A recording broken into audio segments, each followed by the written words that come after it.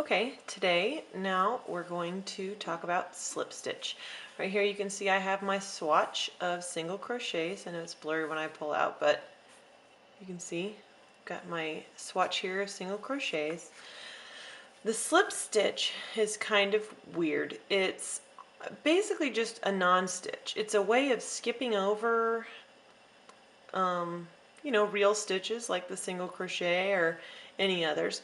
And it's also a way of shortening the height of your work. It's a way of creating a cool rim around the bottom of a hat sometimes. I've done that before and it looks really nice. And it gives you kind of this braided look that you get on the top here, but it'll give it to you here on the side. So I've already done just a few single crochet stitches here, and I'm going to show you how to do a slip stitch. What you do first is you will stick your hook through this hole here. Let's see if I can get this to focus better. Okay. You'll stick your hook through the same hole that you normally would to do a single crochet. See this hole here? Underneath these two loops here. Okay? You stick your hook through there and you yarn over and pull through, but instead of what you would normally do for a single crochet where you yarn over again and pull through both loops, you won't do that. You'll just keep this same loop on the hook and pull it through the first one that you had. Okay? We'll do that again. So you stick your hook through the top two loops, pull it through, and then you pull it through again without a yarn over. Okay? So we'll do it a few more times.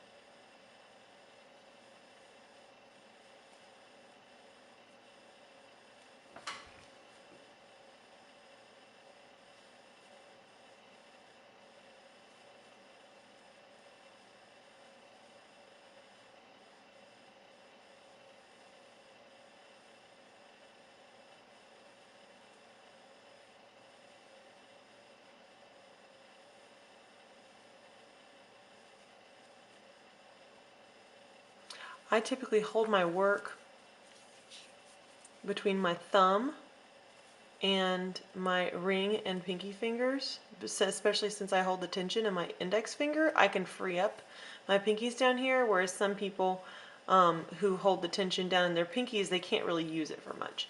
So I will, oftentimes what I'll do is I will put my ring finger here just behind the stitch that I'm going to go through. That way I can kind of receive the hook there.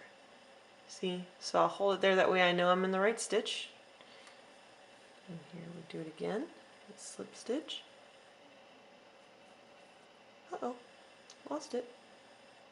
There we go. So you just do that as many times. It says, if it says, 3 slip stitches, you'll do 1, 2, oh, sorry, I'm out of focus, guys, 3, and then at any point, you can go straight back to single crochet, like so, and then it'll bring your height back up.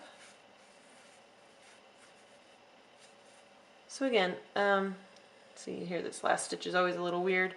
You kind of look at it, you see there's this end bump. This is like the bumper, okay? That tells you, all right, you're all out of stitches here, okay? So you'll know this is the last stitch when you see this kind of vertical bumper here. So you put your hook through those 2 loops, pull through. We'll just do one more slip stitch just for argument's sake. And there we go. So when you look at it, you can see here are the single crochets that I started with. You see how they're taller.